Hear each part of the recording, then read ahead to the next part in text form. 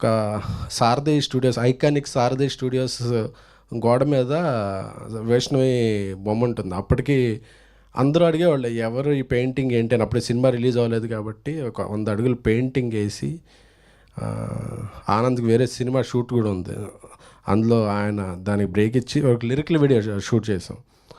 బిహెచ్లో విరాజ్తో ఒక version. So వాళ్ళిద్దరు violin పట్టుకుని బ్లాక్ డ్రెస్ వేసుకుని వస్తారు, రోహిత్ అండ్.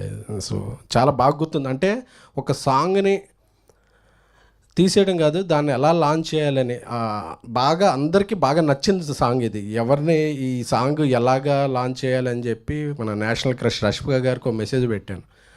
నాకు ఈ సాంగ్ చాలా హార్ట్ఫుల్కి దగ్గరైన సాంగ్, మీరు వచ్చి రిలీజ్ చేస్తే దీనికి మంచి రీచ్ వస్తుంది అని.